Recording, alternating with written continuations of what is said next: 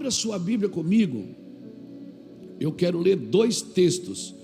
Primeiro, eu quero ler Mateus capítulo 9, versículo 35.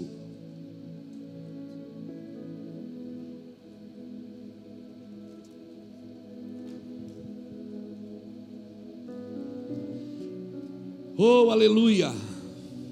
Mateus 9, 35 diz assim, ó: e percorria Jesus todas as cidades e aldeias, ensinando nas sinagogas, pregando o evangelho do reino, curando todas as enfermidades e moléstias entre o povo.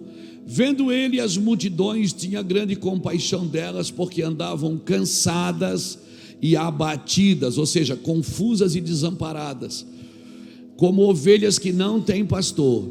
Então disse aos seus discípulos, ele disse para os discípulos: a seara é realmente grande, mas poucos são os ceifeiros. Rogai, pois, ao Senhor da seara que envie ceifeiros para a seara. Esse é o primeiro texto que eu quero ler. Rogai por ceifeiros. Do que adianta eu ter a igreja cheia se eu não tenho ceifeiros? Então, rogai por ceifeiros. E o outro texto que eu quero ler está em Mateus capítulo 16. E o versículo 13, que diz assim: chegando à região de Cesareia de Filipe, interrogou seus discípulos: quem dizem os homens ser o filho do homem? Responderam-lhe: uns dizem João Batista, outros Elias, outros Jeremias, outros dizem um dos profetas. Perguntou-lhe ele: e vós, quem dizeis que eu sou? Simão Pedro respondeu: tu és o Cristo, o Filho do Deus vivo. Respondeu-lhe Jesus: bem-aventurado és tu, Simão Barjonas, pois não foi carne nem sangue quem te revelou, mas meu Pai que está no céu. E também eu te digo que tu és Pedro, sobre esta pedra edificarei a minha igreja, e as portas do inferno não prevalecerão contra ela. Eu te darei a chave do reino dos céus, e tudo que ligares na terra terá sido ligado no céu, será ligado nos céus, e tudo que desligares na terra será desligado nos céus. Então ordenou aos seus discípulos que a ninguém dissesse que ele era o Cristo. Desde então começou Jesus a mostrar aos seus discípulos que era necessário ir para Jerusalém, padecer muito dos anciões, dos principais sacerdotes e dos escribas, ser morto e ressurgir no terceiro dia. Pedro então tomou a parte e começou a repreendê-lo, dizendo: Senhor, tem compaixão de ti mesmo, isso de modo nenhum vai te acontecer.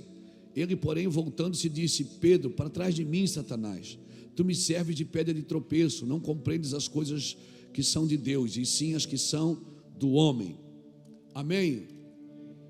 O primeiro texto nós lemos pedindo para o Senhor: Senhor, nos ensina.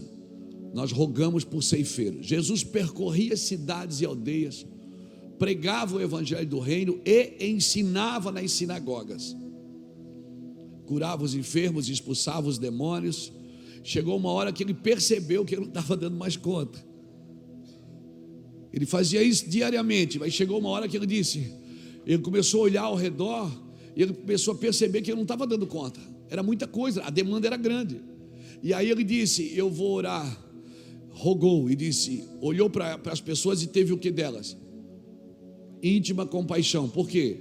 Porque elas eram ovelhas, como ovelhas que não têm pastor. Então Jesus começou a fazer. O que é que ele fez? Ele percebeu que não estava dando conta. Irmãos, isso vai acontecer com você.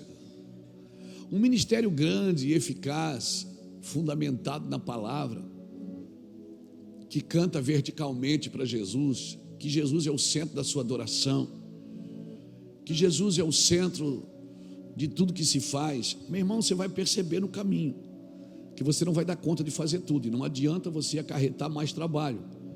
E eu vou te falar uma coisa: as pessoas são boas para arrumar trabalho para a gente. Todo mundo chega: pastor, por que você não faz assim? Tem uma ideia para dar para o senhor. Todo mundo tem ideia. E aí, se você for fazer o que todo mundo quer, você sai daquele propósito que Deus tem para você e para a sua casa. E eu estava lendo uma matéria esses dias do pastor, do bispo lá de Dallas, o T.D. Jakes, uma voz nesse planeta sobrenatural. E eu estava lendo um artigo que ele escreveu para os pastores dele, e muito bom, dizendo o seguinte: você vai passar por isso. Nós precisamos treinar uma geração. Irmãos, numa construção, se você tem R$1 milhão para fazer uma casa, você pode ter certeza, 30%, 40% você vai gastar nos fundamentos. E ninguém elogia fundamento. As pessoas elogiam o que aparece, fundamento não. Então eu creio que nós estamos entrando agora em 2024, e o 2024 vai ser um ano para muito fundamento. Porque se a gente não fundamentar, quando crescer, cai. E você só olha para fundamentos por dois motivos. Quando as paredes estão rachando, você percebe, cara, tem que mexer no fundamento. Ou quando você quer aumentar o tamanho. Aí você tem que ser assim, peraí, para aumentar o tamanho, eu tenho que mexer no fundamento aqui. Né? A gente trabalha muito, né? O evangelho está aí. Você viu quantas conferências aqui a gente anunciou? Quantas coisas a gente mostrou que pode fazer? Essa casa ela abre todo dia, 8 da manhã e fecha meia-noite. É muita coisa para fazer, a demanda é muito grande. Só que nós vamos precisar gastar um tempo com fundamentos. E quando eu falo fundamento, não é só ensinar teologia, não. É preparar as pessoas para o dia mau. Porque se a gente não prepara uma liderança para o dia mau, bom, o que tem de pastor sofrendo com burnout, sofrendo com depressão, com problemas que ele ajudou as pessoas a saírem, com problemas financeiros, pastores que estão gastando mais do que ganham, passando por dificuldades financeiras, dificuldades com filhos. Recentemente nós tivemos 5 filhos de pastores na nossa casa de recuperação. 5 filhos de pastores. Pode acontecer? Pode. Mas, irmãos, do que adianta a gente ganhar o mundo inteiro e perder a nossa casa? Então nós fomos chamados para fundamentar uma geração. Mas a gente, sabe o que acontece? A gente se responsabiliza tanto com a situação das pessoas e não com a natureza delas, que a gente quer resolver o problema de todo mundo, e você não vai resolver o problema de todo mundo. Bota isso na sua cabeça, bota isso no seu coração. Então, para você crescer, não é de mais serviço que você precisa, é de fundamento correto. Então, deixa eu te dar algumas receitas aqui para pastor. Se isso está acontecendo com você, você está no caminho certo. Primeiro, muitas vezes você será obrigado a tirar dinheiro do sustento da sua família para investir na igreja. Não precisa levantar a mão, mas quem já fez isso? Você vai fazer isso ou não vai? Vai. Segundo, você corre risco de assumir compromisso financeiro mesmo sem saber de onde vai buscar o dinheiro. Quem já fez isso? Só diz, é você. Fala para o irmão que está ao seu lado, pensa que eu não sei, você fez. Terceiro, você vai sacrificar seu tempo de estar com a sua família por estar com pessoas. Vai ou não vai? Vai. Quarto, é preciso ser forte para pregar aos outros que ficarão bem, mesmo quando tudo vai mal para você. Ô Márcio, ainda bem que você está aqui hoje, é verdade. Quinto, você precisará ser forte para pregar que Deus resolve os problemas, mesmo quando os seus ainda não foram resolvidos. Essa aqui não vai acontecer, mas pode acontecer. Você será atraído por pessoas que você ajudou.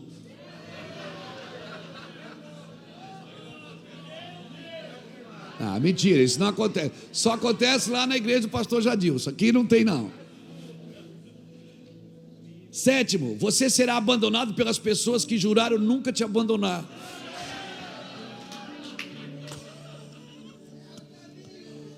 Quem está se identificando?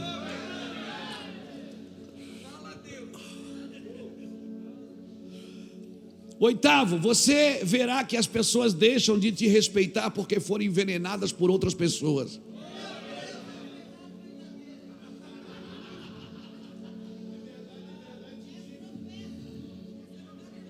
As pessoas dizem, eu estou com você, mas alguém envenena ela, pronto, ela já virou a cabeça contra você. Você verá pessoas falsas na sua cara te chamar de papai e te desrespeitando pelas costas.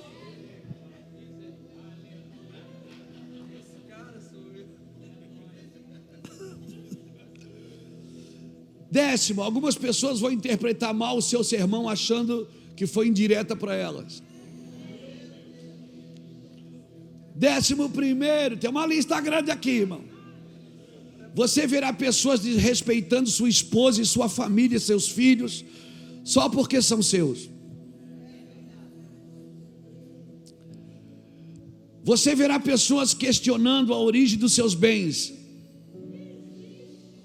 alegando que você está desviando dinheiro da igreja.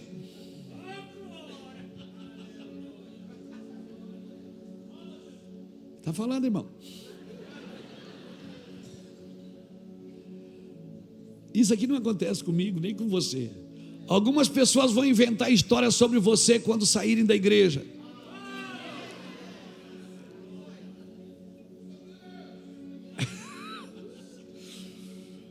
Algumas pessoas a quem você dá a chance vão enfrentar sua visão e lutar contra ela. Ou seja, elas são boas até você dar um cargo de liderança. Quando você dá, elas começam a lutar contra a visão que você ensinou. Vamos lá, 15º, algumas pessoas que você treina vão querer te confrontar nas reuniões. 16º, algumas pessoas que você ensinou a pregar mais tarde vão querer comparar sua pregação com a delas. 17º, eu posso mandar essa lista para você depois, se você quiser. Algumas pessoas vão pensar que você está distraído e perdendo o seu foco, porque você está fazendo algumas coisas que elas não esperavam que você fizesse. 18º, algumas pessoas vão pensar que são mais espirituais e têm mais conhecimento do que você, e vão pensar que Deus levantou elas para consertar a igreja que você é pastor.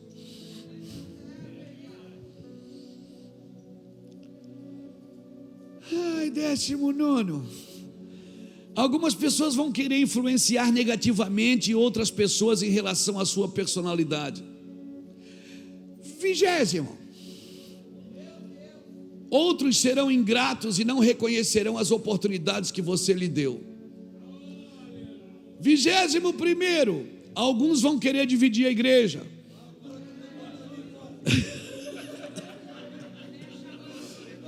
Senta aí, calma aí. 22º, alguns vão te desrespeitar, criar confusão e problemas, e ainda assim te colocarão como culpado da história e eles como vítima. Para encerrar, mas ainda assim, eu digo a essas pessoas: eu gostaria de voltar a ser seu pastor.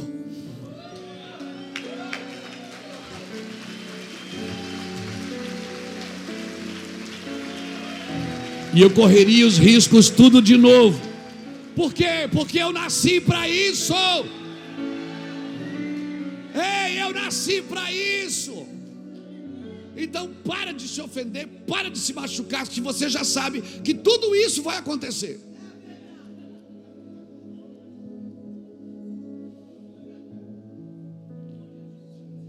E quando acontecer, o que é que você faz?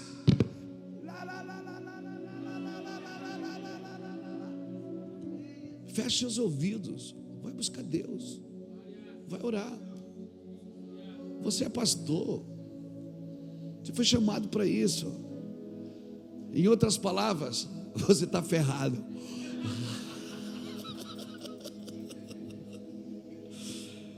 Amém, irmãos? Você quer ser um ceifeiro mesmo? Se você quer ser um ceifeiro, esquece, você não tem mais argumento para se defender. Se você passa o dia se defendendo, argumentando com pessoas, se você tem que provar para elas que elas estão erradas, porque falaram de você, se você tem que usar o microfone para bater nos outros, coisas que pessoas falaram e fizeram contra você, irmão, sai daí, meu irmão, sai daí, baixa a cabeça, vai para cima.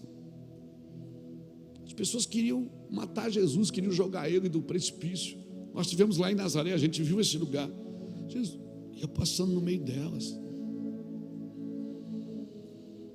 Você fala, não, porque se eu, a pessoa volta lá e se abraça e beija tudo de novo.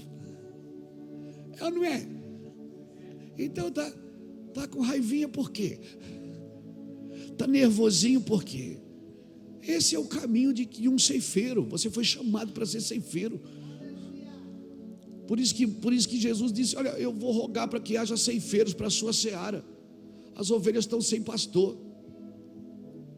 E a gente quer ser pastor, mas quer ser pastor no padrão terreno. Pastor terreno. Pastor, irmão, tem pastor hoje cobrando mentoria dos seus discípulos. É verdade, porque ser pastor não dá lucro. Então eu sou pastor e eu crio para os meus discípulos uma mentoria. E aí você vai ter que me pagar para me ouvir. E não é barato, não. Rapaz, se eu tivesse pensado nisso antes, já tinha construído a igreja. Eu não estou falando de um curso, de um livro que você vende, irmão. Eu não estou falando de uma plataforma de ensino que você criou para ajudar pessoas a sair do lugar que elas estão. Estou falando, você pega 12 discípulos. Já pensou Jesus chamar os 12 discípulos? Ele: senta aí, gente. Ó, vocês, quem quer caminhar comigo? Quem quer me ouvir? Senta aqui ao meu redor aqui. Ó, vamos fazer assim, para vocês que são discípulos, chegados, eu vou fazer R$100 mil por ano. Já está acontecendo na igreja, irmão. A igreja do Brasil já se desviou com isso. Irmão, a igreja, sabe como é que a igreja começou? Porque pastores estão virando mentores. Você é pastor, irmão, como toma vergonha na sua cara. Você é mentor de empresas? Oh, glória a Deus, você é um mentor, não confunda as bolas. Se você é um pastor, você tem discípulos. Sabe como é que começou a igreja? A igreja começou com um grupo de homens destemidos, que matava um, nascia 20 no mesmo dia. A igreja começou com um grupo de homens destemidos. Aí ela chegou em Roma. Quando ela chegou em Roma, ela virou o quê? Uma religião. Aí de Roma ela desceu para a Grécia. Da Grécia ela virou o quê? Uma filosofia. Da Grécia ela tomou toda a Europa. Ela virou o quê? Uma cultura. Da Europa ela desceu para a América. Ela virou um negócio. E da América ela veio para a América do Sul. Ela virou um entretenimento de autoajuda. Eu ainda sou da igreja dos homens e mulheres destemidos, irmãos. Se você é um pastor empresário, lá na sua empresa, você cobra mentoria, para dar mentoria para as pessoas. Você faz isso, porque você tem esse chamado. Mas na igreja, você chamar 20, 30 discípulos, e você cobrar para dar mentoria para eles, está discipulando você. Cara, o que é isso? Onde é que nós vamos chegar com a igreja de Jesus? A igreja é eficiente, mas ela tem que ser eficaz. Uma mulher chamada Lana Cooper, em oração, uma vez ela fez uma pergunta para Deus: Senhor, onde é que nós erramos? E ela até escreveu um livro. Ela chegou em 3 conclusões: ou o Senhor não existe, ou a palavra de Deus não é eficaz, ou a igreja não está aplicando e vivendo o reino de Deus. Eu fico com um terceiro requisito, ela também ficou. Então, querido, você vai fazer uma construção, a Bíblia diz que cada um veja como constrói, porque ninguém pode pôr outro fundamento. Nós estamos construindo 30%, 40% de uma construção é fundamento. Se você tem 1 milhão, se prepara, você vai gastar 300 a 400 mil em fundamento para você fazer uma casa. E se você deseja terminar rápido, esquece o que eu estou falando. Se você deseja terminar rápido, constrói só parede, fica tranquilo, esquece o fundamento, não faz nada, só faz evento, até virar vento. Até virar vento. Aí você faz evento e traz alguém, faz evento e traz alguém, faz evento. Você quer manter o movimento, aquele povo vai cansar, irmão. Aquele povo vai cansar. Então, por favor, só os fundamentos corretos podem dar continuidade. E você pode levantar somente paredes, é mais rápido, não é? Mas só com o fundamento correto você pode continuar sempre de onde você parou. Se você fez o fundamento correto, esse ano não deu para construir, mas ano que vem você pode continuar dali. Por quê? Porque você fez o fundamento correto. Se você não fez o fundamento correto, Cada construção que você faz, você tem que derrubar ela para fazer de novo. Nesses anos, irmãos, muitas coisas foram construídas em cima da igreja. Foram ou não foram? Autoajuda. A gente tem terapia para tudo, entretenimento para tudo, falsas doutrinas, licenciosidade, quando não legalismo. E aí por isso que a igreja se perdeu. Mas eu quero dizer para você que os fundamentos da igreja ainda estão intactos, porque os fundamentos da igreja é Cristo. Então como é que eu faço para uma reforma? Eu tiro toda a parafernália que eu coloquei sobre esse fundamento e eu volto ao fundamento que é Cristo. E a partir de Cristo eu começo de novo. Então não é vergonhoso você fazer uma coisa errada. Você fez errado, esse ano não deu certo. Cara, eu criei essa escola, não foi boa. Eu criei esse evento, não foi legal. Pá, volta atrás, irmão.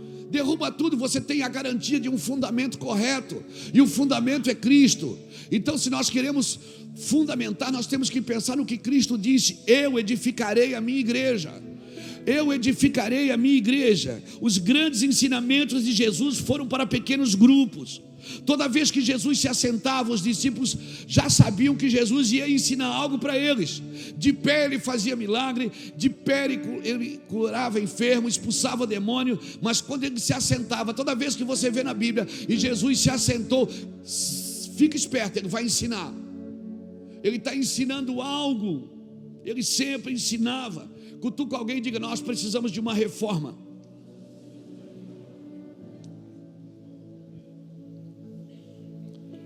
E essa reforma, ela é coletiva, irmãos. Essa reforma é coletiva. Essa reforma não é uma reforma predial. É uma reforma no comportamento da igreja. É uma reforma nas formas que a gente faz as coisas. Existe uma intenção correta de fazer. Não, irmãos, há uma diferença na Bíblia de negócio e comércio. Jesus disse quando ensinava os seus discípulos, ele disse o quê? Negociai até que eu venha. Mas lá, quando a Bíblia usa como simbolismo o rei Ciro, a Bíblia diz: caíste pela multiplicação dos teus comércios. Qual é a diferença de comércio e negócio? É porque comércio só você ganha. Se a sua mente é só de comércio, você não faz nada para perder, você só faz para ganhar. Mas se a sua mente de negócio, tem negócio que você não vai ganhar. Você vai ganhar a pessoa, não vai ganhar o dinheiro dela. O comércio visa só o produto, mas o negócio não. O negócio visa a pessoa. Talvez você não ganhe dinheiro com aquela pessoa, mas você vai ganhar aquela pessoa. Essa é a diferença. Satanás caiu pela multiplicação dos seus comércios. Mas Jesus disse: negociai até que eu venha. Então pense nisso, principalmente a gente que está no comércio, está no negócio. A gente vende livro, mas dá um monte de livro também. Manda livro para o presídio, manda livro para o asilo, manda livro. Por quê? Porque é um negócio. Tem hora que você ganha, tem hora que você não ganha. A gente vai pregar, ganha uma oferta, mas tem lugar que a gente vai e a gente leva a oferta. E ainda deixa o livro, e ainda paga a passagem. Por quê? Porque é um negócio. E ele diz: negocie até que eu venha. Quando você está no negócio de Deus, não importa quem paga a conta. Mas quando você está no comércio do diabo, se você não ganhar, você não faz. Então, para ser ceifeiro, eu preciso ter essas coisas resolvidas dentro de mim. Reforma precisa de uma revelação coletiva. Um indivíduo recebe e coletiviza a revelação. Quando o Senhor olha para Gideão, escondendo o trigo no lagar, ele diz: o Senhor é contigo, homem valente. Deus fala no plural, no singular com Gideão, e Gideão responde no plural. Ele diz: se o Senhor é conosco, por que estamos vivendo isso? Deus vai usar homens que têm uma mentalidade coletiva. O Senhor disse para Gideão: eu sou contigo, homem valente. Ele olhou e disse: se o Senhor é conosco. Ou seja, o problema não é só eu aqui, é nós. Então, homens com uma mentalidade coletiva vão entender a oração até do Pai Nosso. O pão nosso. Se o Pai é nosso, o pão é nosso, o pecado também é nosso. O problema também é nosso. Não, não é meu, é da outra igreja.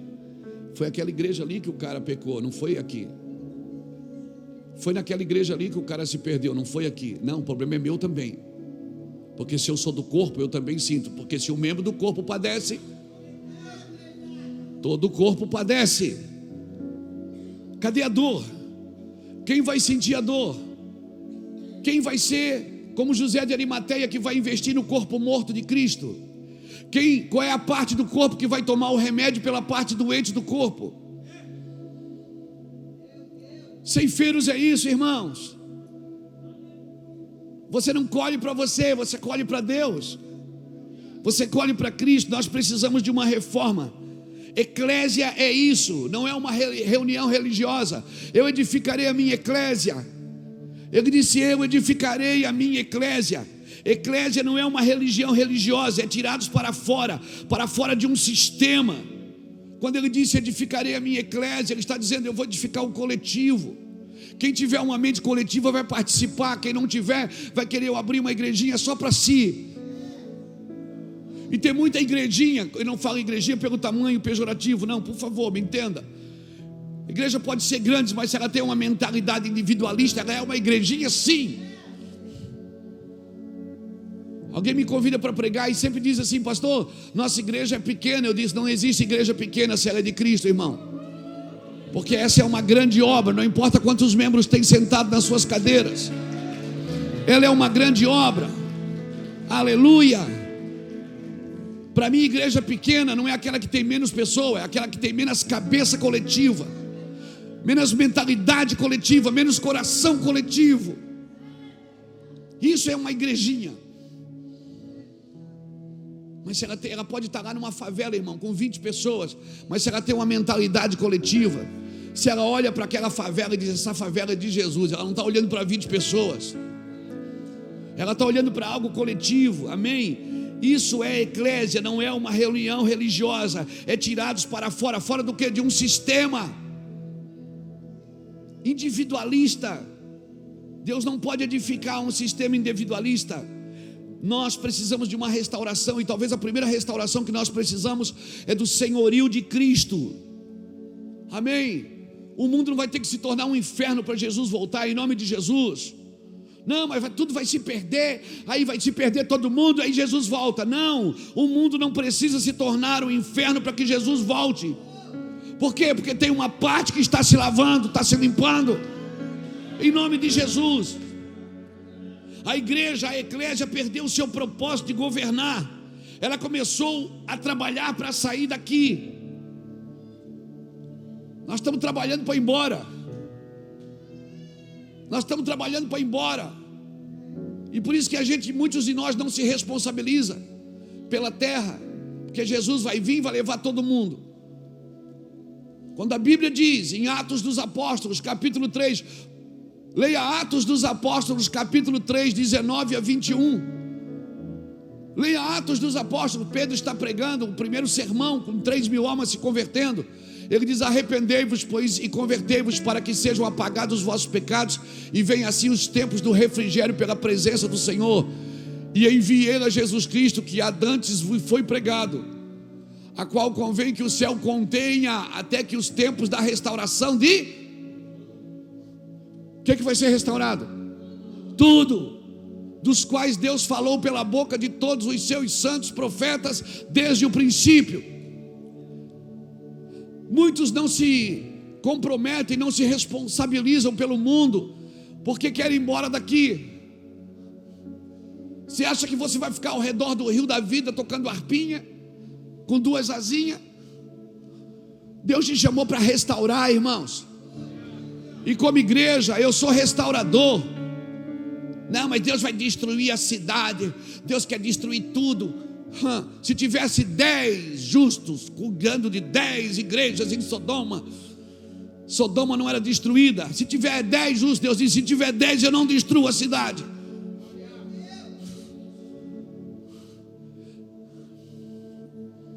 Você só precisa formar 10 justos lá.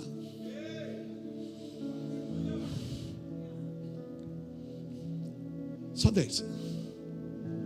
Porque o que destrói a geração é a presença do ímpio. Não, é a ausência do justo. A restauração de tudo, restaurar Jesus na igreja, nem cabe essa palavra, parece. A igreja tem um Salvador que faz o quê? Que salva. Ela tem um Cristo que faz o quê? Um ungido, que cura, que reparte os seus dons, mas ela tem um Senhor que governa. E nós precisamos de uma reforma no senhorio de Cristo sobre toda a terra, que domina sobre tudo e sobre todos, uma eclésia derramando autoridade sobre a terra. Eu e você precisamos ter essa mentalidade coletiva, irmãos. Nós estamos em confrontos de reinos, mas às vezes eu vejo na internet confrontos denominacionais. As igrejas ficam brigando entre si, distração. Fala em língua ou não fala em língua? A ceia tem que ser de vinho ou de suco de uva? Pode dar ceia para criança? Pode isso, pode aquilo. Pessoa que não foi batizada pode tomar ceia? A gente fica discutindo tudo, irmão. Nós brigamos entre nós e distraímos. Lucas capítulo 2, bota Lucas 2, versículo de 1 a 3 aí para você ver. Lucas 2, de 1 a 3. E aconteceu naqueles dias que saiu um decreto da parte de César Augusto, para que todo mundo se alistasse. Este primeiro alistamento foi feito sendo Cirênio governador da Síria, e todos iam alistar-se, cada um à sua própria cidade. Se liga, o reino das trevas estão sempre confrontando o reino da luz. Quem é que estava nascendo nesses dias? Quem é que estava nascendo, irmãos? Meu Deus, eu não quero ser leviano aqui, mas a minha impressão que eu tenho é que Herodes entendia mais do que os sacerdotes sobre o reino. O diabo entrou na cabeça de Herodes e diz: mata os meninos. E os sacerdotes não estavam entendendo o que estava acontecendo. Reino confronta reino, irmãos. Nós estamos aqui em briga de reino, pelo amor de Deus. Não é briga denominacional, não é pentecostal, não é tradicional, não é universal, não é aspiral, não é... Meu Deus, a gente fica discutindo entre nós e os reinos se confrontando.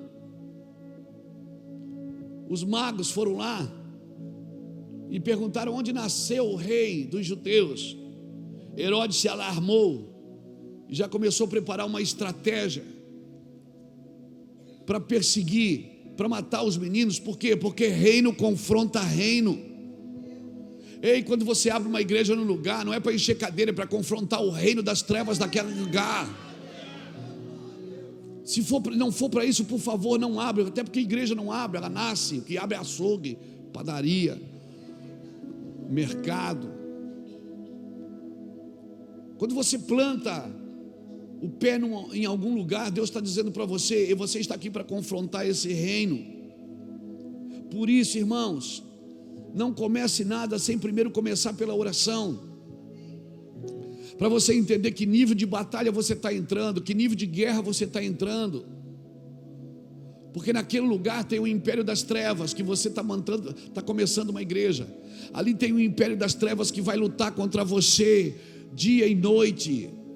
Não é essa capetada miúda que cai na igreja, não. Não é essa capetada que a gente diz: como é teu nome? Onde você veio? Do inferno, irmão. O demônio vem do inferno. Da onde você veio? O que é que você quer fazer? Ah, você quer congregar aqui? Traz a tua carta. Eu não estou falando dessa capetada, eu vou matar ele. Não, eu estou falando de principados, irmãos. Eu estou falando de potestades. Esses não se manifestam. Esses querem entrar na tua casa, destruir teus filhos, destruir teu casamento, destruir tua família. Esses querem tirar os seus fundamentos, os fundamentos que você criou em Deus, em Cristo, que Deus te fundamentou ali. Você acha que esse demônio ele quer...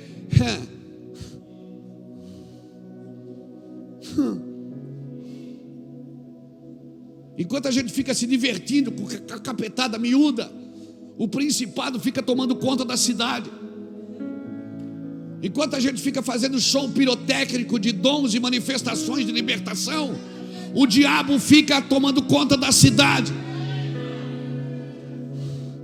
E a igreja enche as suas cadeiras e a imoralidade cresce.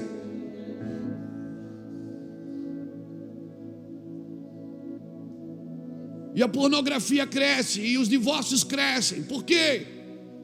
Porque nós ficamos nos divertindo com a capetada miúda.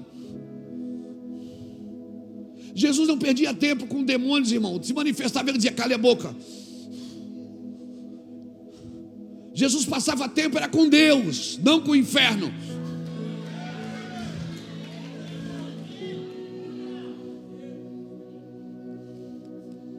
Mas como que a gente vai ganhar alma se não tiver um show pirotécnico?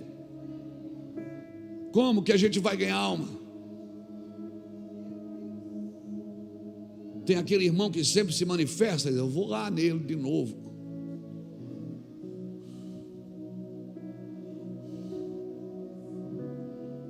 A igreja precisa acordar, irmãos, para a coletividade. Por isso apóstolos e profetas são tão importantes nesses dias, porque eles trabalham para fundamentos. Efésios 2:18, o fundamento de apóstolos e profetas, porque eles carregam uma revelação de Jesus como Senhor e Rei. Por isso apóstolos e profetas estão sendo tão confrontados nesses dias. Por quê, pastor? Porque eles trabalham nos fundamentos da igreja. Irmão, guarde isso no seu coração: reino confronta reino.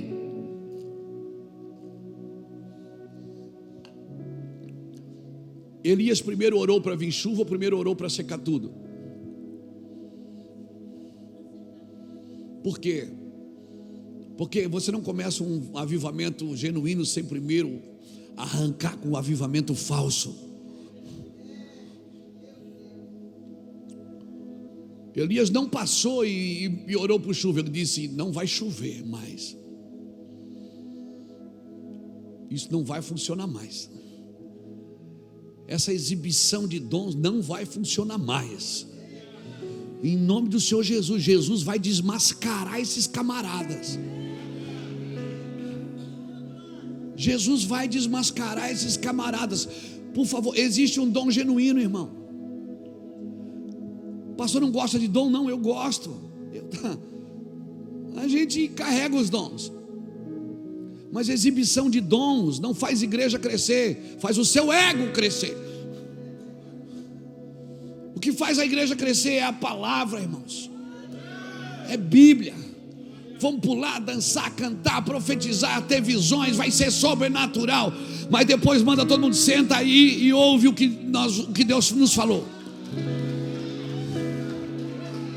Ouve o que Deus nos falou. Por isso que Jesus fazia milagre no meio de todo mundo. Depois chamava os discípulos e dizia: vem cá, senta aqui. 100 mil reais por ano. Não. Jesus dizia: senta aqui, senta aqui. Com eles eu falo por parábolas. Com vocês não. Com vocês é aqui, no tete a tete. Mas Senhor, por que a gente não conseguiu expulsar aquele demônio? Porque aquela casta só sai com jejum e oração. Então eu vou orar para Deus me dar dom? Não, você vai orar para perder a incredulidade que você tem, para quando você expulsar demônio, você não precisa nem gritar, só de você passar ele sai. A gente, quando lê esse texto, a gente pensa assim: eu vou orar, jejuar, Deus vai me dar dom. Eu vou para o monte orar 3 semanas, quando eu descer, o demônio está ferrado. Não, você não vai para o monte para ferrar o demônio. Você vai para o monte para perder a incredulidade. Porque antes de Jesus falar isso para os discípulos, ele disse: ó geração incrédula. Ele fala para os discípulos isso: ó geração incrédula. O pai trouxe um menino e vocês não conseguiram expulsar. Ó geração incrédula, até quando eu vou suportar? Chegou em casa e eles perguntaram: Senhor, por que a gente não conseguiu expulsar o demônio daquele menino? O Senhor disse: porque essa casta só sai com jejum e oração. Que casta é essa? Do menino? Não. A casta do menino? Não. A casta do discípulo incrédulo.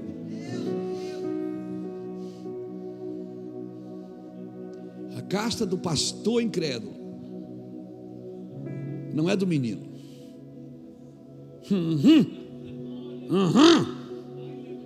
Aleluia. Diga comigo: reino confronta reino.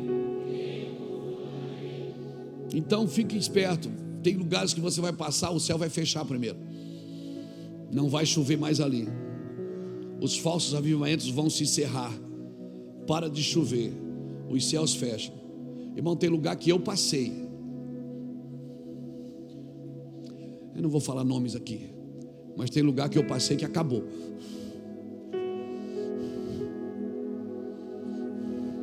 Eu passei e acabou. Houve até homicídio. Não brinque com a glória de Deus. Porque palavras são liberadas se elas não são cumpridas. Por isso que profetas e apóstolos são tão importantes nesses dias.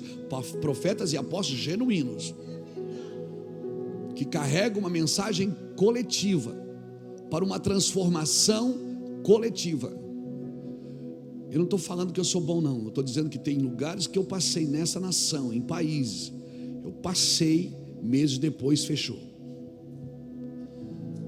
Por quê? Porque eu liberei uma palavra, irmão. Eu dei sentença, eu digo: ó, faz assim, assim, assim, porque Deus vai te abençoar. Mas se não fizeres, então toma cuidado com isso. Toma cuidado. Tem lugares que os apóstolos vão passar, apóstolos genuínos, que o lugar vai desmoronar. Por quê? Vai secar o céu vai secar. Vai secar o céu, irmãos. Depois de 3 anos e meio, Deus disse: agora te apresenta Acabe, que eu vou mandar chuva. Deus disse: agora que já secou tudo, que Baal não pode fazer mais nada. Amém? Agora você vai confrontar os profetas. Agora você chama Baal para cá. E nós vamos fazer um desafio aqui. Se fechou o céu até quando? E se fecham até que os homens passem tempo com Deus, até que as viúvas e órfãos voltem a ser visitados. Quando Elias sai do ribeiro, onde é que ele foi primeiro? O que é que Deus disse? Vai na casa de uma viúva, porque eu já... Onde é que começa o seu ministério? Na casa de quem? Pastor, mas está muito difícil. Por onde é que eu começo? Não faz um evento, vai na casa do órfão e da viúva. Porque se você não tem palavra para profetizar para o pequeno, você nunca vai carregar palavras para profetizar para homens e mulheres que vão mudar essa nação. Se você não tem palavra para encher o azeite e a farinha de ninguém, esquece, irmão. Se você é profeta só para gente rica, aí eu sou profeta de prosperidade, vai para a África, vai para o Haiti, é lá que precisa de prosperidade. Então o Brasil deu uma secada ou não deu? Está secando ou não está? Vamos recomeçar? Vamos, mas temos que recomeçar como? Uma cabeça coletiva. Como é que se recomeça a ceifar, pastor? Primeiro, órfãos e viúvas voltem a ser visitados. Eu quero declarar em nome do Senhor Jesus que a igreja brasileira vai recomeçar a visitar os órfãos e as viúvas das suas necessidades. Aleluia! E como é que se tira o órfão e a viúva da sua necessidade? Elias chegou lá, tem uma mãe e uma criança com fome. A mãe está no meio, a criança está aqui com fome, chega o profeta. A mãe fica no meio. E o Elias diz o quê? Faz para mim primeiro. A mãe está aqui no meio. De um lado tem um filho com fome, do outro tem uma palavra de Deus. Ou eu ouço a carne, ou ouço o espírito. Quem eu vou ouvir? Igreja, quem você vai ouvir? A voz da carne, de um povo faminto, desesperado, que só corre atrás de dinheiro, ou você vai ouvir a palavra de Deus. Por isso, nos últimos dias eu levantarei o profeta Elias, e ele converterá o coração dos pais aos filhos e dos filhos aos pais, para que eu não destrua a terra com maldição. Alguém está me entendendo aqui? Primeiro, Deus vai secar tudo, irmão. Ele vai secar tudo. Você vai passar a dizer: meu Deus, aqui já foi avivamento, não é mais. Meu Deus, aqui já foi coisa grande. Tem igreja fechando, tem pastores deixando de ser pastores, se transformando em mentores. Cadê o seu chamado? Não, eu acho que Deus não me chamou. Chamou sim, é que você quer fazer outra coisa.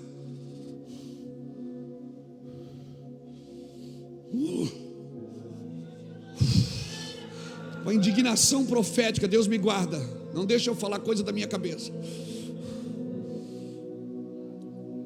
Primeiro, vai na casa do órfão e da viúva.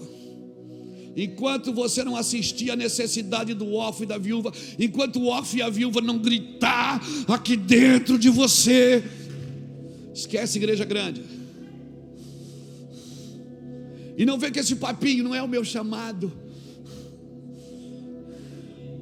Porque a verdadeira religião é aquela que visita os órfãos e as viúvas nas suas tribulações. Segundo, segue comigo os passos de Elias, segue comigo. Segundo, Deus diz para ele o quê?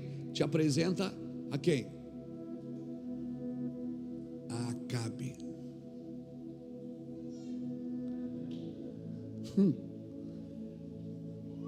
Segundo, até que uma liderança corrupta não seja confrontada, esquece, não vai chover de novo. Segundo ato de Elias foi confrontar Acabe. E quando Elias chega diante de Acabe, Acabe pergunta: és tu o perturbador de Israel? Ele diz: não, perturbador aqui és tu. Não sou perturbador não, eu sou profeta. O perturbador aqui és tu. Que casasse dessa forma, a tua esposa tem os profetas particulares dela, que só fazem asneira aqui em Israel, e você não está nem aí. Você é o perturbado, não sou eu não. Terceira, o que Deus falou? O que Elias fez? Subiu ao Carmelo, chamou os profetas de Baal e disse: vocês fazem um sacrifício aí, eu vou fazer outro aqui. Vocês chamam o Deus de vocês, eu vou chamar o meu. Vamos ver qual é o Deus que responde.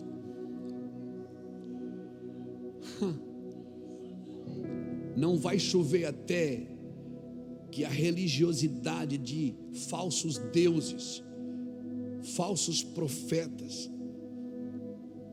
sejam confrontadas, derribadas. Essa foi a terceira ação de Elias. E a quarta: vocês querem chuva? Falou com quem agora? Com o povo. Vocês querem chuva? Quem quer chuva? Traga a água que você tem em casa escondida. 4 cântaros. Pegou os 4 cântaros de água, virou. O povo com sede, irmão, sem chover 3 anos e meio, ele virou a água. Eu amo esses caras. Ele diz: vocês querem chuva? Então traz o que você tem escondido. Pronto, Elias, está aí. Mais 4. Não, a gente já... Pega o outro 4, irmão. Virou, mais 4. Quem viu ele virar os primeiros 4, teve coragem de buscar o segundo, irmão?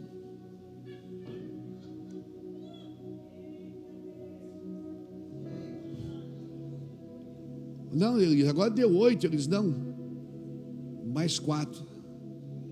Tem que ser 12. 12 é governo. Para voltar um governo tem que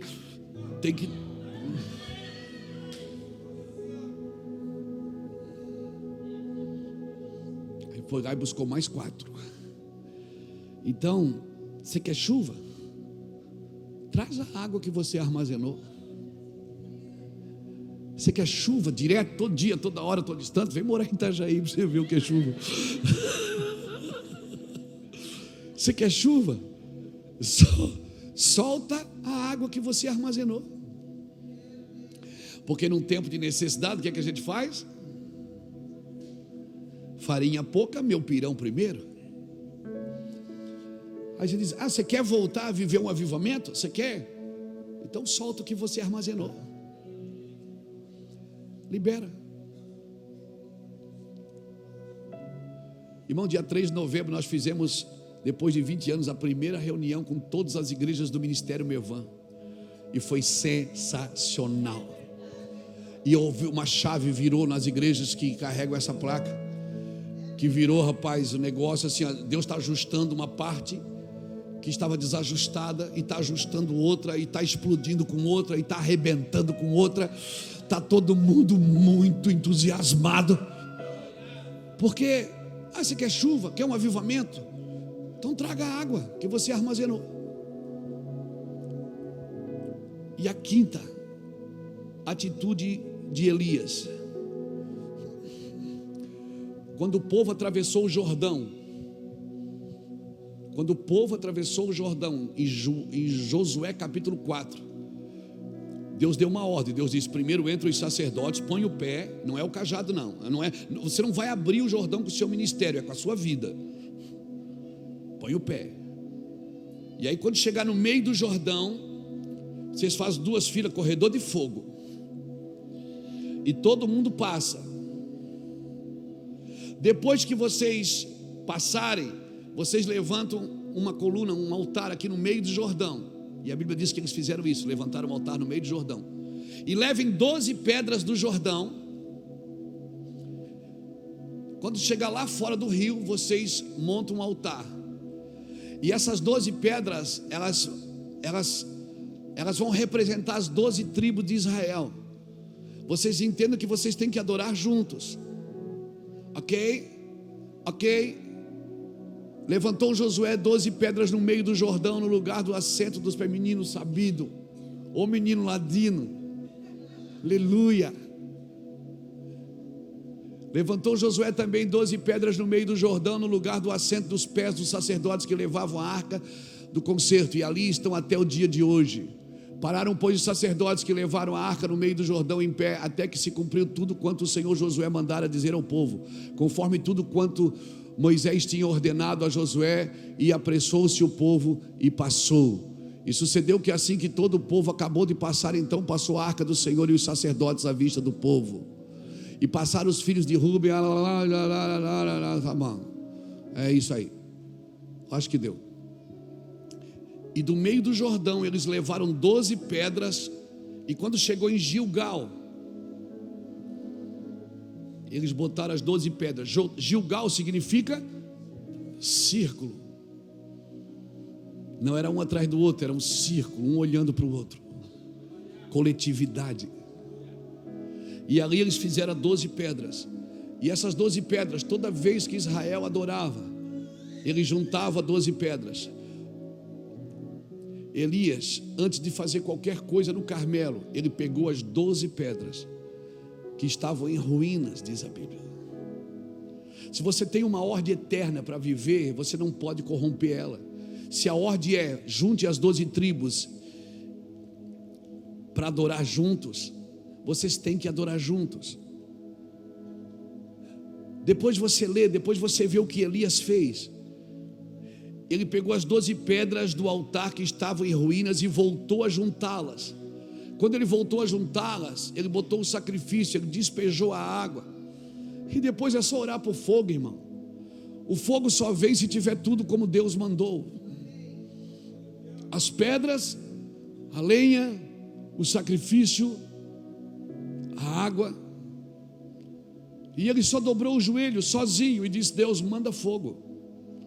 Então, para que haja um recomeço aqui, então Elias disse a todo o povo: chegai-vos a mim. E todo o povo se chegou a ele e reparou o altar do Senhor que estava quebrado. E Elias tomou as 12 pedras, e conforme o número das tribos dos filhos de Jacó, a qual veio a palavra do Senhor, dizendo: Israel será o teu nome. Israel só era Israel quando as 12 tribos estavam juntas. Senão era só tribo. Mevan sozinho é Mevan, E daqui a pouco pode ser me voe. Mas quando nos juntamos com quadrangular, assembleia, batista, presbiteriana, comunidade, nós nos tornamos o Israel de Deus. A sua igreja não é o Israel de Deus, ela só é o Israel de Deus quando está junta com todas, com outras. Senão somos só uma tribo. Temos uma promessa como tribo, mas temos uma missão como Israel. Temos uma promessa como tribo. As 12 tribos receberam promessas, mas temos uma missão como Israel, como coletividade. Por isso, irmãos, antes de começar qualquer coisa, eu preciso entender: eu fui chamado para andar coletivamente, amém? Então voltará a chover de novo. Imagina, esse cara visitou órfão e viúva, confrontou uma liderança corrupta, confrontou sacerdotes e profetas mentirosos, confrontou o povo a trazer água que estava escondida, restaurou o altar, até que o fogo volte a esse altar. Enquanto essas coisas não forem feitas, então, se eu vou fazer alguma coisa, eu preciso saber como que eu faço. Existe uma ideia coletiva, amém? Amém, irmãos? E tem muitas coisas que a igreja do Senhor Jesus só entendeu depois de Pentecostes, depois que o Espírito Santo desceu ali. Para mim, a manifestação da eclésia, ela só aconteceu depois do Espírito Santo. Porque no primeiro culto, Pedro pregou e 3.000 almas se renderam. Enquanto Jesus estava falando, tentando explicar o que era igreja, como os discípulos e os apóstolos não tinham o Espírito Santo, eles não compreenderam. Mas depois que Jesus morre, ressuscita, volta e aparece a eles, mandou eles esperarem na cidade. Ele disse: vocês esperam que vocês vão entender, e quando vocês entenderem, vocês vão querer ir. Então fique na cidade até que vocês entendam, até que vocês sejam revestidos do poder. E quando o Espírito desceu, irmão, naquele dia mesmo a eclésia se juntou. A eclésia se juntou. E qual foi o resultado do ajuntamento da eclésia? 3.000 almas se renderam a Cristo. Os discípulos iam presos, os profetas iam, os apóstolos iam presos, eles vinham contando o chicote, as marcas. Eu levei 4, eu levei 10. E a Bíblia diz que eles tinham alegria por serem feridos por causa do nome de Cristo. E a segunda reunião já vai 5.000. E não adiantava, matava um crente e nascia 20. E aí foram bater em Gamaliel. Gamaliel, o que você acha? Ele diz: olha, não mexe com esse povo. A hora de todo mundo vai chegar. Pastores mentirosos, profetas enganadores, líderes corruptos. A hora de todo mundo vai chegar. Ei, não adianta bater na igreja. Isso é que nem clara de neve. Quanto mais bate, mais claro fica e mais cresce. Por quê? Porque ela está debaixo de uma sentença: as portas do inferno não prevalecerão contra a eclésia. Por isso, você sozinho na sua comunidade, você não é eclésia, você é denominação. Você sozinho na sua denominação. Você sozinho lá, você é denominação. Mas quando você se junta com a eclésia: mas eu não concordo. Esse é o seu problema. Você acha que está certo e todo mundo está errado. Essa é a beleza do corpo, irmão, as diversidades, desde que não se transformem em adversidades. A melhor coisa mais linda do corpo de Cristo é essa diversidade de dons, de operações. A diversidade de operações, mas o Espírito é o mesmo. A diversidade de dons, mas o Espírito é o mesmo. A diversidade de ministérios, mas o Senhor é o mesmo. A diversidade, ele diz que a diversidade de operações, de ministérios e de dons. Então não julgue o dom porque não é igual ao seu. Essa é a beleza do corpo de Cristo. Aleluia. A primeira manifestação da eclésia aconteceu depois do Pentecoste. primeira reunião, o pessoal já se dobrou. Na segunda, até a sombra dos apóstolos curava. Botava eles na cadeia, o anjo entrava lá e tirava eles da cadeia. Meu Deus, que doideira isso, gente. Oh Deus, traga a eclésia de volta para o Brasil, Senhor. Traga a eclésia de volta para essa nação, Senhor. Nós rogamos, levante sua mão, nós rogamos por ceifeiros. Nós rogamos por ceifeiros, não para homens que vão pregar um sermão, mas que vão sermão para tirar muitas pessoas do buraco. Amém? Tem pessoas que não vão discursar a sua vida inteira, mas a sua vida diligente falará mais do que as suas palavras. Amém? Ei, Jesus não está voltando para salvar a sua igreja, porque salvar a sua igreja Ele já salvou na cruz. Ele está voltando para governar a sua igreja, para governar. E Ele está aperfeiçoando a sua igreja. E como Ele aperfeiçoa a sua igreja, trazendo o nosso nível de revelação acerca de quem Ele é, trazendo para nós um nível de revelação de quem Ele é, de quem somos e do que temos e a quem pertencemos. Como é que Ele reforma a sua igreja? Trazendo uma revelação de quem Ele é e de quem somos, a quem pertencemos e o que podemos e não devemos fazer. Sempre que Jesus olhava, Ele era tomado de íntima compaixão. Sabe o que é íntima compaixão, irmão? É ser tomado por dentro. Não é a mesma coisa que ver um filme triste e chorar, do que ver uma novela triste e chorar. Porque as ovelhas estavam confusas e desamparadas, porque elas eram como ovelhas que não tinham pastor. Elas estavam confusas e desamparadas, porque não havia ceifeiros. E 6 vezes na Bíblia você vai perceber que Jesus foi tomado de íntima compaixão. E cada vez que isso acontecia, qual era a conclusão disso? Um milagre.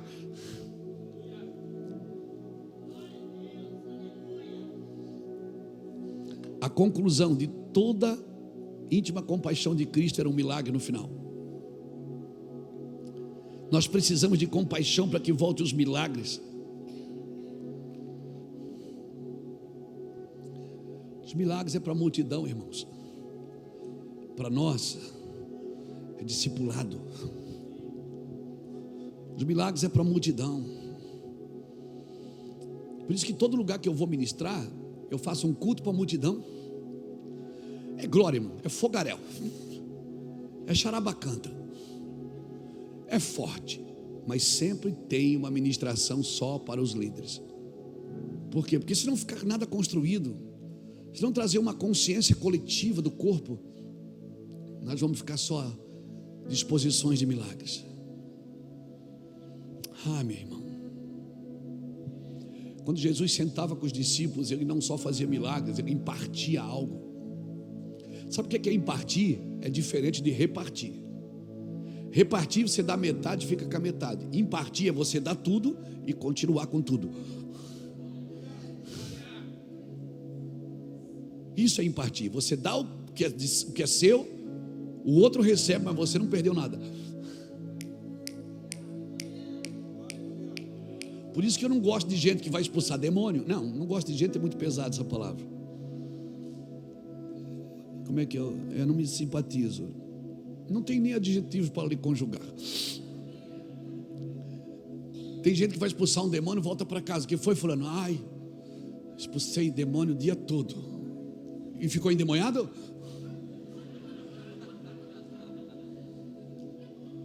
A retaliação. Irmão, só tem retaliação se tiver carne, irmão. O que você está vivendo é uma colisão todo dia. Dobra o joelho 10 minutinhos. E o diabo fica dizendo: levanta, vem brigar. E você diz: cheira, manda lá, e o diabo fica dizendo: sai daí, seu covarde, te manifesta, você não vai tomar posições. Ei, Jesus, pega ele, Jesus.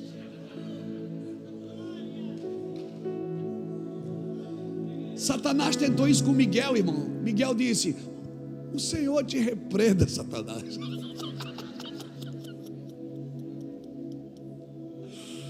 Você não vai brigar? Você não vai se posicionar? Eu me posicionei já, irmão.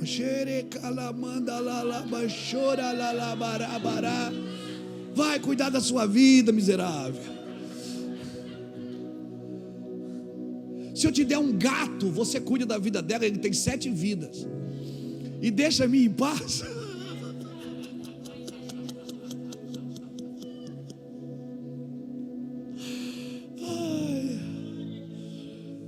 Sabe para quem Jesus imparte algo? Para ceifeiros, não é para consumidores. Para consumidores Deus dá milagre, Deus dá dom, Deus dá dinheiro. Você é só consumidor? É só isso que você quer? Não, eu quero mais, irmão. Eu quero a sua glória, eu quero o seu cabode, eu quero a sua vida dentro de mim. Eu quero fluir, eu quero chegar, eu quero ter discernimento do fruto que está maduro e do fruto que não está. Eu quero discernir entre o santo e o profano, entre aquele que serve e aquele que não serve. Eu preciso de discernimento, e só quem pode fazer isso é Deus, irmãos. Só Deus pode fazer isso. O problema não era a falta de dinheiro. O problema não é a falta de dinheiro, é de ceifeiro. A igreja nunca teve tanto dinheiro como tem agora. A igreja nunca teve tantos prédios lindos como tem agora. Nós temos tudo. Irmão, nós somos o povo que mais fala na internet. Está tudo funcionando. A igreja não precisa de dinheiro, ela precisa de quê? De ceifeiros que se importe com o coração do Pai. Por isso, no capítulo 9 ele fala: eu preciso de ceifeiros, vamos rogar para que o Senhor levante ceifeiros para a sua seara. Aí no capítulo 10 ele leva os discípulos a apóstolos, ele já comissiona discípulos, ele já chama e unge apóstolos. Mas então ele já promoveu? Não foi uma promoção, foi uma evolução. Ele fala no capítulo 9 que precisa de ceifeiros, e no 10 ele já chamou os discípulos, chamando os seus 12 discípulos, deu-lhes o poder sobre espíritos imundos para expulsarem, para curarem todas as enfermidades do mal. Ora, os nomes dos 12 apóstolos são estes. Pronto, ele viu que havia uma demanda, ele disse: eu não vou dar conta, é muita gente. Ele disse: vem cá, começou a ungir, você agora é apóstolo, você vai expulsar demônio, você vai curar enfermo, você também, vem cá, você também, vem cá. Então foi o que? Uma promoção? Não, foi uma evolução. Ele olhou e disse: meu Deus, as ovelhas estão morrendo, eu preciso de gente, está comigo. Eu fico imaginando ele ungindo a cabeça de Judas, o Iscariote.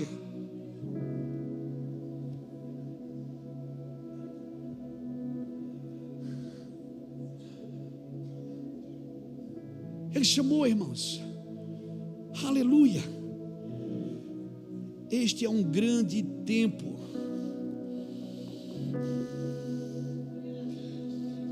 Se prepare para ser estremecido por Cristo.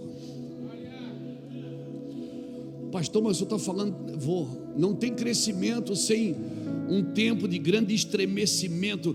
Abra comigo Hebreus capítulo 12, versículo 26 a 29. Abra comigo.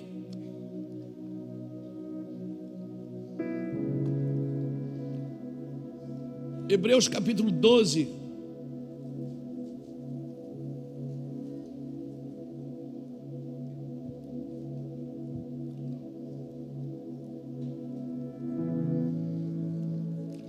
Ei, você está aqui, né, irmão? Está feliz? Está feliz? Aleluia.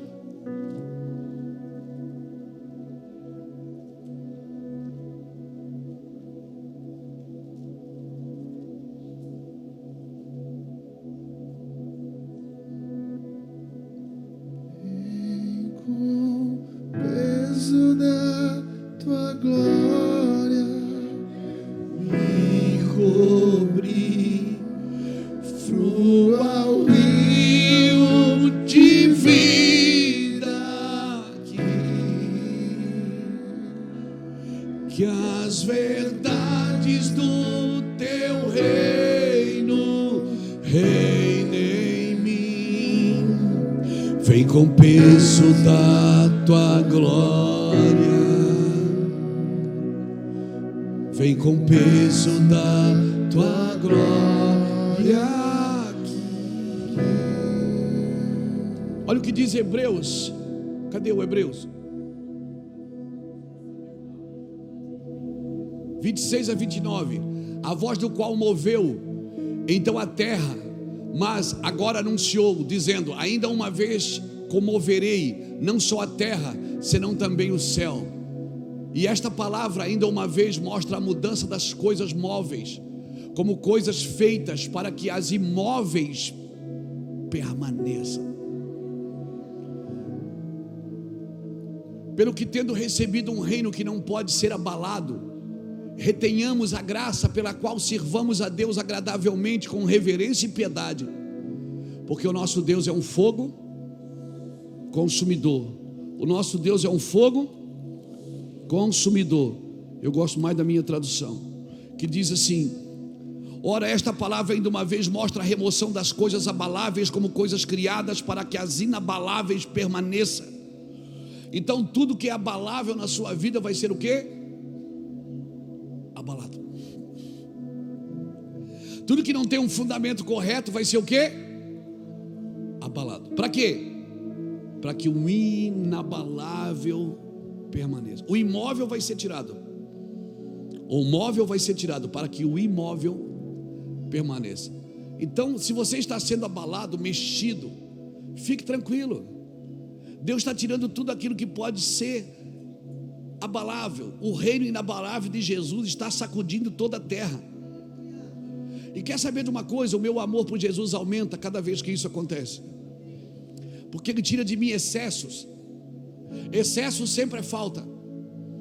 Ele tira de mim excessos, excesso de frieza e excesso de alegria.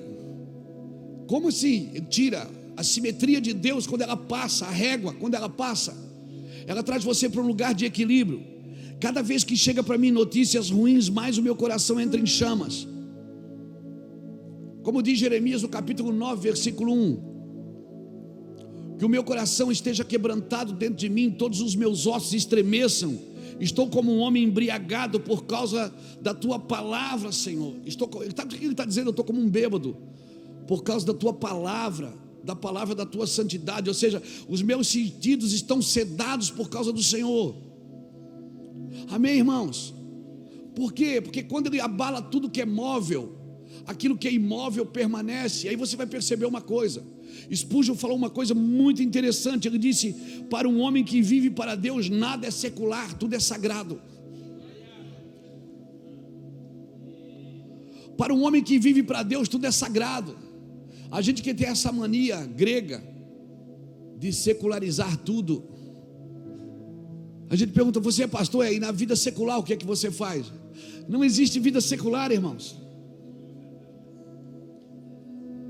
Essa secularização grega que trouxe o santo, o sagrado. Tudo é sagrado para quem é santo. Seus negócios são santos. Sua vida é santa. Tudo é santo. Separou a matéria do espírito. Tudo é espiritual para quem é espiritual. Amém, irmãos? Jesus está interrompendo esse desfile de morte. Jesus está interrompendo esse sistema religioso. Há um tempo atrás, Jesus me deu uma palavra lá em Lucas capítulo 7, do versículo 11 a 15, quando fala da viúva de Naim, que ela está saindo de Naim com um filho morto. E aí a Bíblia diz: Jesus não tocou na viúva, ou seja, a velha geração. Ele não tocou no menino morto, que fala da nova geração, uma velha geração carregando uma nova geração morta. Ele tocou aonde? No esquife, na estrutura que carrega a morte. Por isso Jesus está tocando em muitas estruturas, irmãos. A nova geração acha que a velha geração errou, a velha geração acha que a nova geração está perdida, e Jesus diz: não, o problema de vocês são as estruturas que vocês criaram, e por isso vocês não conseguem viver juntas.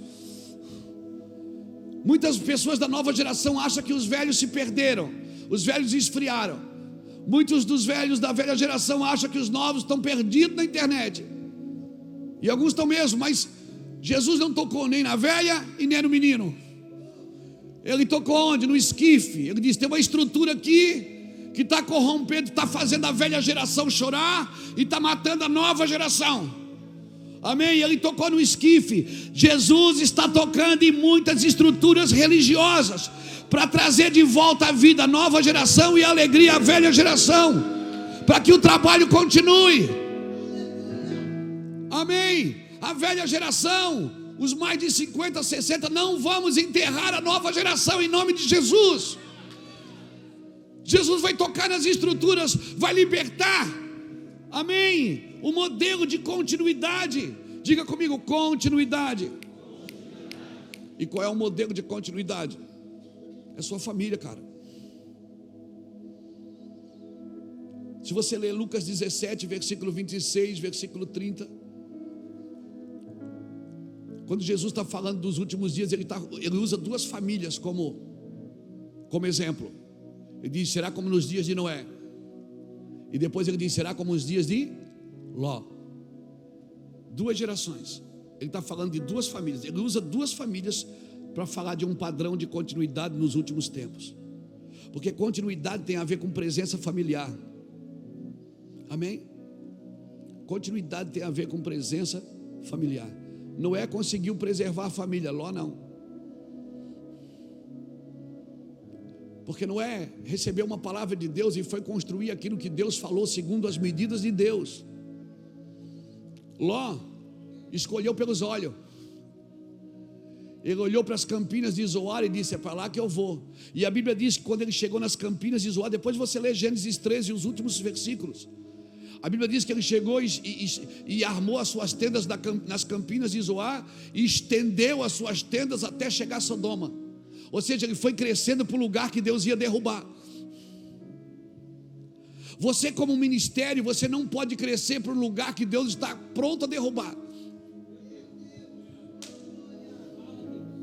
Então você não pode fazer o que todo mundo está fazendo porque está dando certo com alguns. Jesus vai derrubar isso, irmãos. Está na Bíblia? Está na Bíblia. Depois você lê, eu posso ler para você. A gente tem tempo ainda. O Mac lá para Feliz, daqui a pouco abre para o almoço. Mas a gente tem tempo ainda. Olha aqui, Gênesis capítulo 13. Olha o que ele diz. Está na Bíblia, não está, Jesus? Está aqui. Gênesis capítulo 13, versículo 10. Quando Abraão mandou Ló escolher, levantou os olhos e viu todas as campinas do Jordão que eram boas e bem regadas antes de o Senhor ter destruído Sodoma e Gomorra. Era como o jardim do Senhor. Irmão, nem tudo que é como o jardim do Senhor é do Senhor.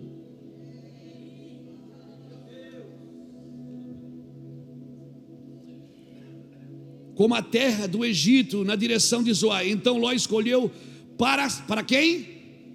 Ele escolheu para quem? Para si toda a campina do Jordão e partiu para o oriente, e assim se apartaram um do outro. Habitou Abraão na terra de Canaã, e Ló habitou nas cidades das campinas e armou as suas tendas até Sodoma. Ou seja, ele escolheu pelos olhos, olhudo, ambicioso, para si, não pensou em mais ninguém, pensou só em si,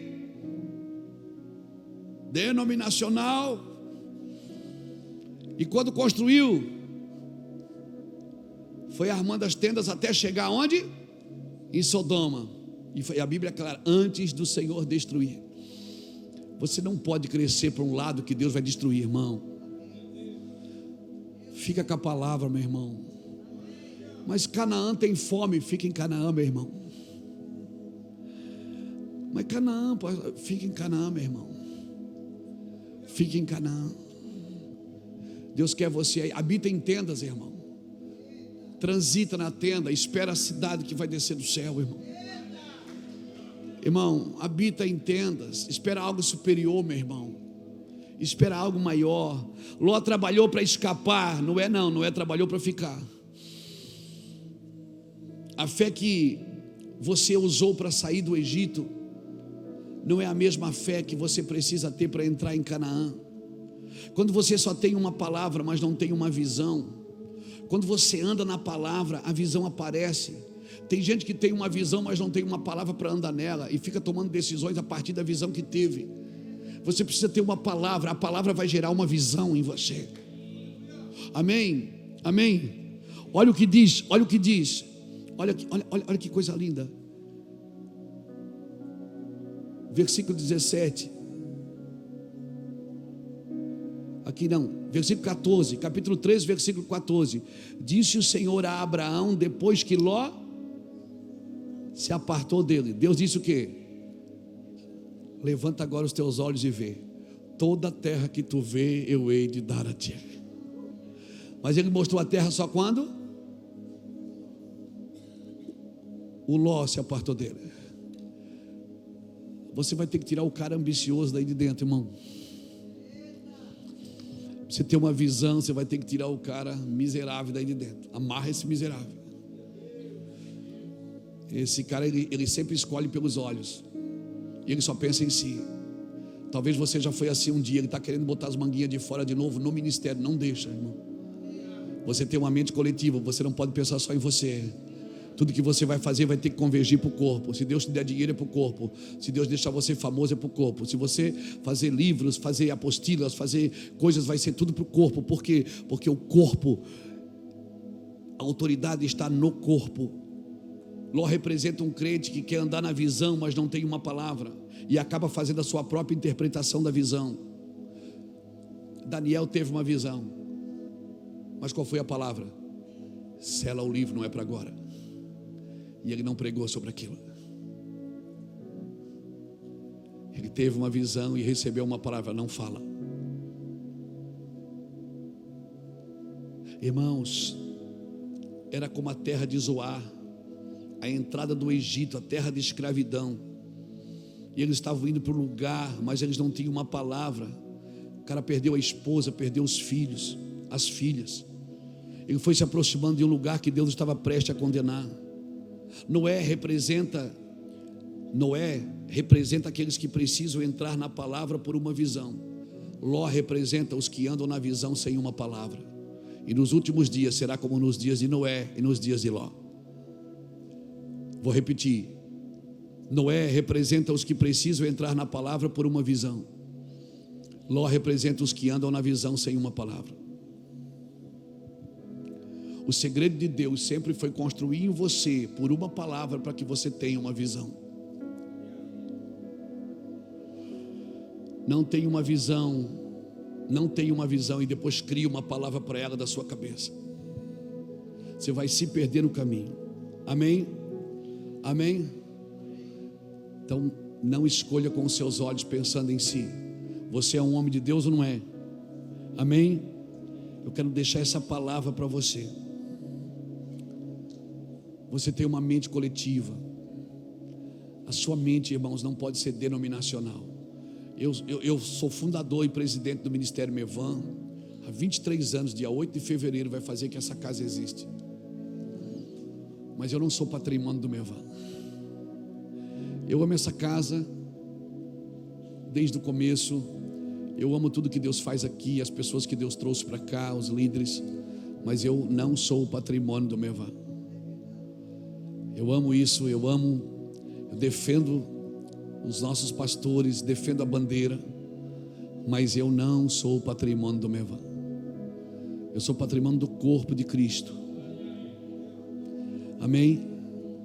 Eu sou patrimônio do Senhor. O Senhor é o meu dono. Por isso não ande na visão sem uma palavra. Fique tranquilo, se você tem uma palavra, mas eu não tive uma visão. O que é que diz Isaías 54:4? Uma nação que tu não conheces correrá para ti por amor de mim. Ou seja, você já tem uma palavra. Você nunca foi nela, mas você já tem uma palavra. A palavra você já tem, ela vai correr para você. Ela corre para você, você começa a orar por ela, a interceder por ela. A nação encaixará em você, não é você que vai encaixar na nação. Quando você tem uma palavra, tudo começa a encaixar em você. Você não é você que é a herança dela. A nação é tua herança, você não é a herança da nação. Por isso não é você que tem que correr para a nação, é a nação que tem que correr para você. Tem gente que foi para as nações, mas nunca amou a nação que está. Por quê? Porque ela nunca correu para ele. A nação tem que correr para você, porque se a nação correr para você, você vai entender que você é a herança do Senhor, a nação é a tua herança. Você não é a herança da nação. As heranças correm para você, você não corre para elas. Abraão chegou na terra, tinha o que na terra? Fome. E por isso ele fugiu, ele não entendeu que aquela nação era a sua herança.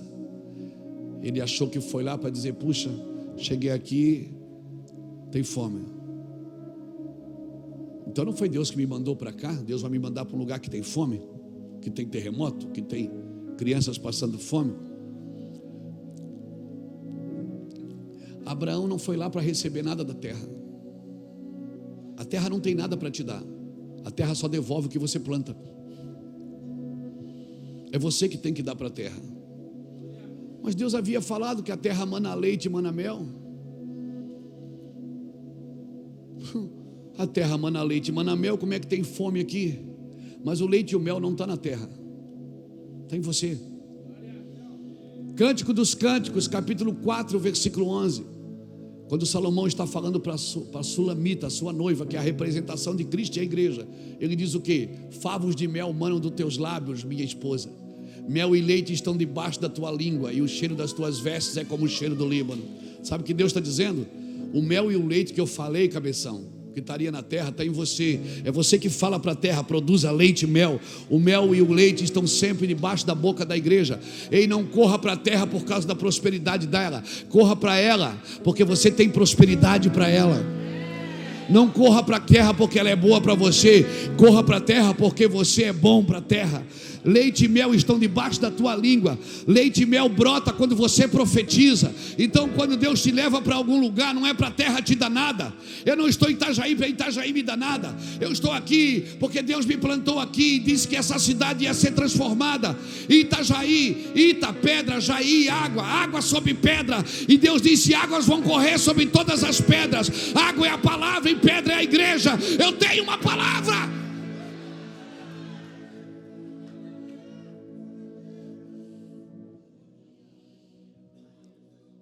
Eu não estou aqui porque a cidade é legal, porque eu tenho uma palavra. Itajaí.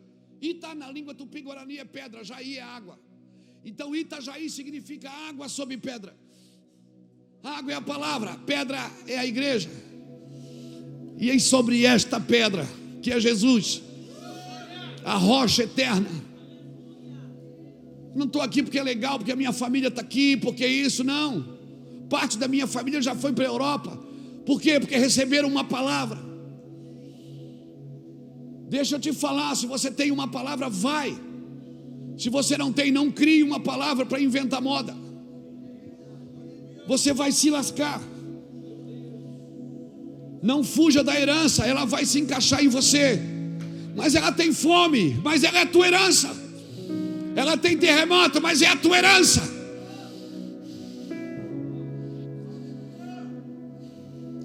Ela tem enchente, mas é a tua herança. Ela chove muito, mas é a tua herança. É a tua herança. Você que encaixou na terra, quando é a terra que tem que encaixar em você. Você está procurando na terra e Deus diz: não está na terra, está em você. O meu reino está dentro de vós, não está na terra. E você decide se você quer que a terra seja destruída ou não.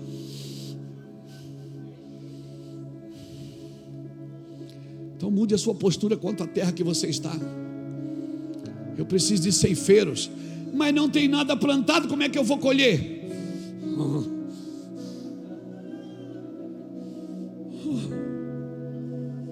Se você planta com a sua boca, você colhe com a sua vida. Se você planta com a sua boca, você colhe com a sua vida. Então começa a olhar para gente que não deu nada na vida e começa a dizer: você é assim, Deus vai fazer. Começa a andar na terra e dizer assim: vai ser assim, vai mudar. Esses dias eu fui no Rio, meus irmãos do Rio de Janeiro, cadê França, turma, cadê? Eu fui no Rio, até repreendi alguns irmãos. Pô, o Rio de Janeiro é sinistro. Pô, o Rio de Janeiro é isso. Pô, eu disse: cala a boca, irmãos. Vocês só falam mal do Rio. Rio de Janeiro continua lindo. Comece a declarar montes, favelas. Nós declaramos em nome do Senhor Jesus. Complexo do Alemão, você vai ser a maior lugar de missões desse país.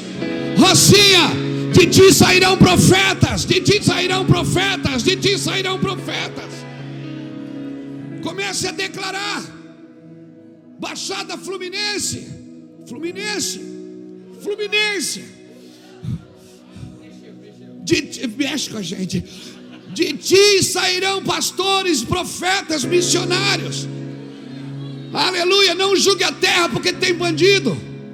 Não é a presença do ímpio, é a ausência do justo. Se tiver 10 justos na Baixada, se tiver 10 justos na Rocinha, se tiver 10 justos, eu não destruirei a cidade por amor aos 10.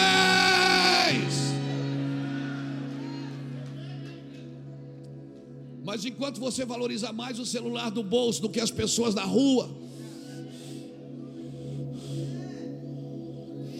me entendam o que eu estou falando, por favor.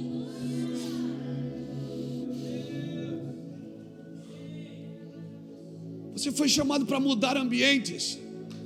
Para que você acha que Deus levou Abraão para Canaã? Para quê? Ele diz: vou te levar para uma terra que mana leite e mana mel. Canaã era uma terra que foi amaldiçoada por Noé. Noé, quando tomou o porre, Cão, seu filho, mostrou a nudez do seu pai, zombou. Quando Noé volta do porre, Noé amaldiçoa Canaã. Ele diz: maldito é Canaã. Ele não amaldiçoa só o filho, ele amaldiçoa a descendência toda.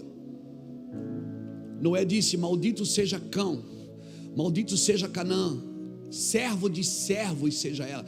Irmão, ser servo é legal, mas ser servo de servo é escravidão. Por isso você vai ver que a genealogia de Jesus em capítulo 1, versículo 1 de Mateus, não começa em Noé, começa em Abraão. Porque embora Noé recomeçou o mundo, ele não recomeçou o plano de Deus. Porque Deus não começa nada, não recomeça nada com quem amaldiçoa as próximas gerações. Se na sua boca, a sua boca é maldita, você amaldiçoa todo mundo, Deus não pode começar nada com você, porque Deus é um Deus de bênção e não de maldição. Por isso que gente que só vive condenando os outros, criticando os outros, vai morrer na palha, irmão. Vai morrer na palha. Por quê? Porque Deus não abençoa maldizentes. Noé, na genealogia de Lucas capítulo 3, ele está como filho, mas como pai não está. Bota aqui Mateus 1:1. Esta é a genealogia de Jesus Cristo, filho de Abraão. Livro da geração de Jesus Cristo, filho de Davi, filho de Abraão. Não começa em Noé. Espera aí, Deus recomeça o mundo com Noé, mas não recomeça o plano com Noé. Por quê? Porque Noé amaldiçoou as próximas gerações. Ele disse: maldito seja. O que é que não tinha Canaã? Canaã não tinha paternidade. E Deus levou um cara para lá para quê? Como é que ele é chamado hoje? O pai? Deus não levou lá Abraão por causa da terra, levou por causa das pessoas.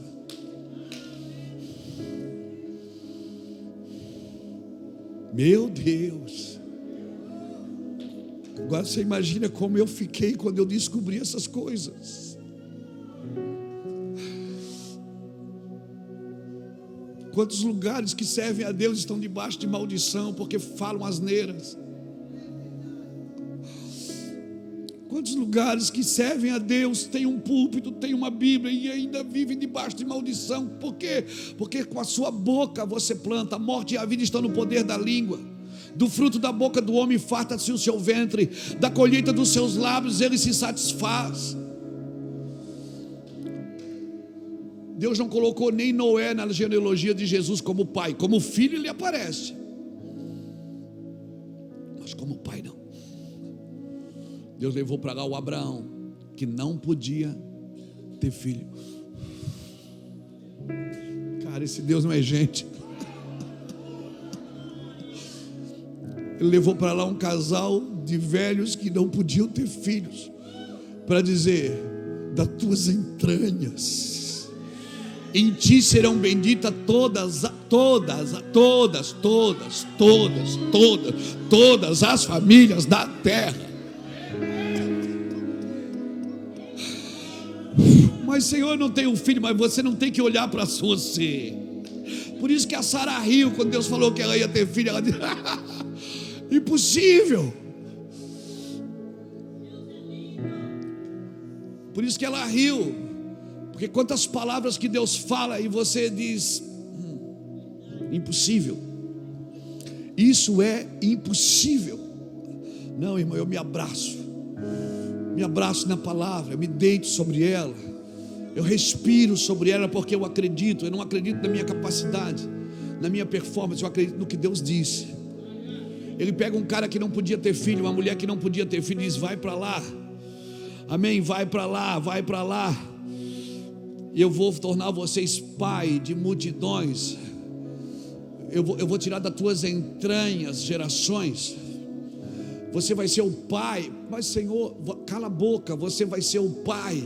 E sabe qual foi a primeira coisa que Deus fez para ele? Mudou o nome dele, porque Abrão é pai da altura, Abraão é pai de uma multidão. Deus disse: eu vou te dar uma força.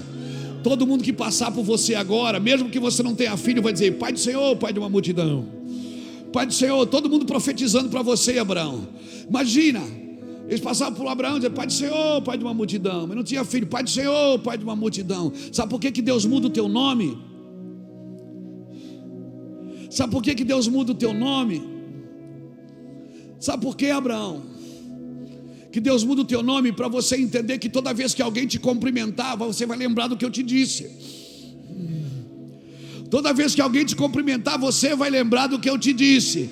E mesmo que os anos passem, irmão, ainda deu mais 25 anos depois que Abraão saiu da sua terra. Mais 25 anos, ele saiu com 75, foi pai com 100. E a garotinha dele com 90. Ah, meu Deus. E para ajudar, depois de tudo, aí Abraão tem filho. Vixe, Sara, tu viu, Sara, como Deus é bom? Oh, meu Deus, obrigado, Senhor, aleluia. Depois dos anos, o Senhor disse: mata o menino para mim. Peraí, o Senhor deu só para tirar depois? De novo, ele não perguntou nada. Ele pegou o menino e disse: vamos, meu filho. Onde é que a gente está indo, pai? Oh, meu filho, fica tranquilo. A Bíblia diz que Abraão não hesitou em matar o seu filho, porque ele sabia, ele cria que Deus poderia ressuscitar dos mortos.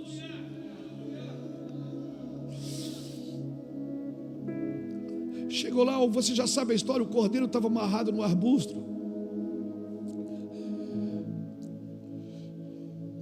Abraão começou a crer no que Deus dizia. E por mais louco que fosse o que Deus pedisse para ele, ele nunca botou peso sobre ninguém, ele fazia. Ele fazia. Por mais maluco que fosse, ele fazia. Foi Deus que pediu, eu vou fazer. Ele fez o que Deus pediu. E quando ele vai matar o menino, Deus diz: fica quieto, Abraão, não precisa, porque agora eu sei que tu me amas. A minha pergunta é: Deus já sabia que ele amava ou não? Então por que Deus diz: agora eu sei? Porque não é Deus que precisa de prova, é o inferno. Quando Deus pede uma prova de amor, não é porque Ele precisa, Ele sabe quem é dele, mas Ele quer mostrar publicamente para o inferno. Porque quando Abraão foi matar o menino, ele disse: ó, tá vendo, Satanás? Não mexe com ele não, esse é doido. Esse menino é doido. Quando Deus pede provas de amor, não é porque Ele precisa de provas de amor. Ele quer mostrar você para os anjos, Ele quer mostrar você para os demônios, Ele quer mostrar você para todas as potestades, amém? Por isso que isto foi lhe imputado por justiça, amém? Porque o homem que anda com Deus, ele não precisa ficar expulsando demônio, fica tranquilo, você só de passar, fica tranquilo. Eu gosto, às vezes eu estou no aeroporto, eu fico: sai, Satanás. Eu vejo, irmão. Eu estava na praça de alimentação de um aeroporto esses dias. Uma moça foi levar o café, deixou a bandeja cair. O cara tropeçou, deixou a mala cair. Aí um cara passou e disse: oh, o diabo está solto. Ele: tá não, eu estou aqui, ele não está solto não. Manifestações demoníacas, as pessoas sentam do seu lado no avião, você vê a manifestação demoníaca nela. Mas eu digo: oi, querido, a paz.